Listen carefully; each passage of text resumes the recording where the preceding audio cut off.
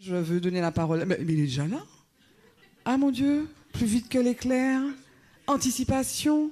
Là, si c'est pas de la résilience, là, c'est du téléportage. Est-ce qu'il a allumé le micro? Un, deux, Voilà. oui. Merci. Donc, Monsieur Morin, directeur de la DEAL. Merci, Madame Jean-Élie. Il n'y a pas autant de lignes peut-être pour moi que pour la sénatrice. Mais enfin, je suis content quand même de conclure. Monsieur le préfet n'a pas pu venir, mais enfin, il faut que vous sachiez, vous le savez, que l'État est pleinement présent sur ces questions. D'ailleurs, je veux récapituler et annoncer des petits jalons qui répondent à certaines attentes qui ont été exprimées dans sa restitution par le professeur Safache et par quelques intervenants. Je commence par le 13 octobre dernier, qui est maintenant la journée nationale de la résilience. C'était la première. On s'y est attelé quand on a su que ça allait exister, c'est-à-dire vers le mois de juin. Et on a associé dans l'urgence un certain nombre de partenaires, et on a réussi à la Galéria à faire venir des petits gamins de CM1, CM2, encadrés par des collégiens et lycéens du collège professionnel du Marin. Et donc on est allé avec pas mal de partenaires. La CTM était là avec son simulateur sismique, la FPCNT était présente. Donc je pense que là, ça répond, c'est un début de petite réponse à aller vers les publics avec les mots qui conviennent au public. Et peut-être que pour ces tout petits, c'est plus le jeu, l'image qui compte. Et pour d'autres, il faut trouver d'autres formules. En tout cas, le 13 octobre, c'était une belle réussite. Alors, je vais passer le séminaire, je vais revenir après dessus. La fin du mois de novembre, on a une mission d'audit de notre pôle ministériel sur ces questions de risques naturels et technologiques, puisque souvent maintenant il y a le T en plus, comme pour la FPCN qui a son T. Et donc ils poursuivront certainement le travail très important qui a été fait, qui a été rappelé par Madame la sénatrice. Je m'en souviens très bien, j'étais à la réunion quand ça s'est passé. Et depuis, on a pas mal travaillé. Il y a quand même des bonnes avancées sur le travail qui a été fait par les sénateurs. Il y a encore des choses qui sont en train de se faire. Je pense au gros travail qui est fait par la CERC ici sur l'adaptation des normes. Je pense que Jean-Yves Bonner en a parlé. Donc, c'est des sujets sur lesquels on est en travail permanent. Et puis, il y a également notre semaine réplique, hein, c'est presque une marque de fabrique maintenant. C'est là où de temps en temps on arrive à avoir des sifflets, mais effectivement on peut les trouver dans le commerce. Mais enfin, le sifflet en question, c'est ça, hein. Donc c'est quand même pas un bijou, mais peut-être vous en aurez à cette occasion. La semaine réplique, donc ça, ce sera du 28 novembre au 2 décembre, je crois. Semaine réplique du 26 novembre de décembre, c'est encore plus long que je pensais. Ok. Donc ça.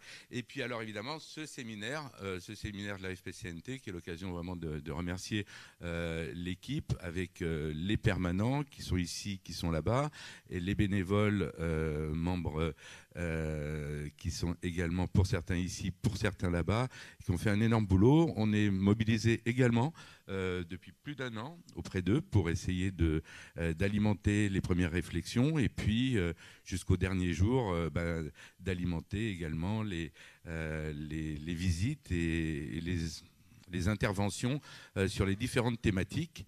Alors je pense au Sargasso Robert, mais il y en a une qui, à mon avis, c'est bien que vous ayez pu voir ça, c'est le prêcheur, parce que pour le coup, on coche beaucoup de cases entre l'appropriation par la population du risque, qui est tout à fait habitué à cause des lares, à cause des risques de houle, à cause des inondations, à entendre la sirène, et qui sait ce qu'il faut faire quand il y a une sirène, jusqu'à la projection vers l'avenir, et peut-être un nouveau quartier avec de nouvelles méthodes d'aménagement, de nouveaux modes de construction innovants, avec une école qui serait aussi un centre refuge, enfin beaucoup de choses qui malheureusement guettent un certain nombre de territoires particulièrement vulnérables, comme c'est le cas du prêcheur. Voilà, donc on a une belle actualité sur le sujet, et c'est très bien. je ne vais pas être très long. Une petite réponse. La MAPROM, elle suit de près tout ce qui se passe. Claire Daguzet, c'est la directrice de cette petite institution qui est auprès du directeur général de la prévention des risques dans notre ministère, mais qui travaille évidemment avec le ministère de l'Intérieur, le ministère de la Santé, etc. Ils sont 4. Ils ne peuvent pas être sur tous les territoires d'outre-mer en même temps, mais c'est vraiment un très bon relais entre les territoires et les administrations centrales pour ce qui est du canal ministériel. Je pense, avec ce que je vois aujourd'hui, que la FPCNT peut être un autre canal, parce qu'elle s'impose, j'ai l'impression, comme un référent national, alors pas spécialement sur l'outre-mer, mais maintenant qu'elle a goûté à cet outre-mer et qu'il y a une représentation locale, je pense qu'elle a toute sa place aussi pour faire remonter à la MAPROM ou au ministère ces problématiques. Je vais aussi faire une réponse du coup à ce qui a été évoqué par M. Fernet, par peut-être M. Odona, c'est le besoin de partager ces questions de façon à haut niveau, on va dire, de responsabilité sur le territoire. Alors, on le fait déjà assez régulièrement sur des thématiques précises. On a un plan séismantique quand même. Bon, celui-là, il ne s'est pas fait tout seul dans un bureau. Il y a eu du collégial. Il y a un plan logement outre-mer. Il y a un plan sur la gestion du risque inondation, PGRI, qui fait appel à chaque fois à des consultations du public, la participation des différents acteurs du territoire, les élus, les professionnels, les institutions. Donc ça, c'est déjà bien.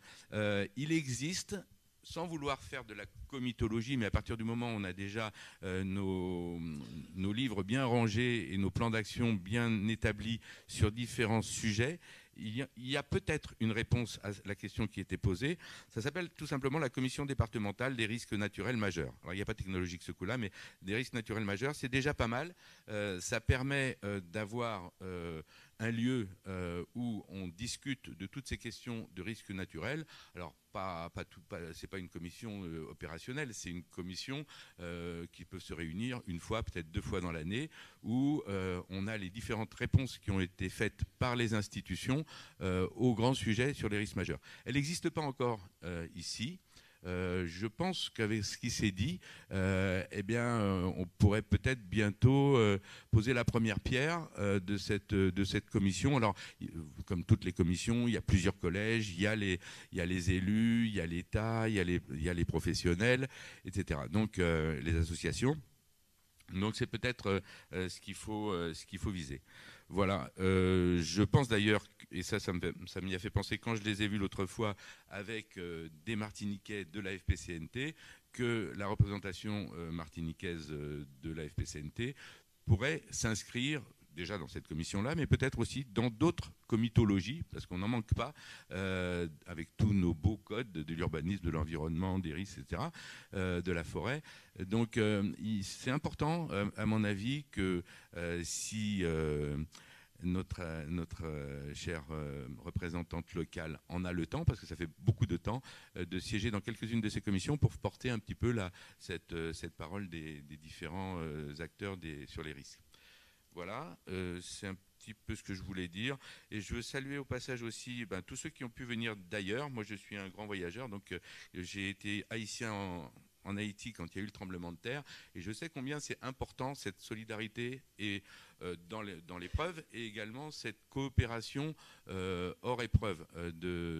Et là-bas, il y avait des Mexicains, des Américains, des Français. On apprend beaucoup dans ces cas-là. Et je pense que ça mérite d'être creusé, cette question de la coopération entre les îles, notamment de la Caraïbe, mais on peut aller chercher un tout petit peu plus loin. Moi, je suis épaté par ce que fait le Chili, par exemple, quand il y a un tremblement de terre au Chili. Ça peut être du plus que 7, ça peut être à moins de 50 km des côtes. des fois on entend il y a 3 morts, enfin, ou il n'y en a pas. Donc il y a des pays qui ont fait des choses assez extraordinaires. Aller chercher l'expérience, ça peut être intéressant. Donc c'est sur cette petite ouverture à l'espace régional que je terminerai en disant donc grand merci aux organisateurs, CTM, AFP-CNT, et très content en tant que représentant de l'État d'y avoir apporté notre contribution. Merci. Merci Monsieur Morin, merci beaucoup.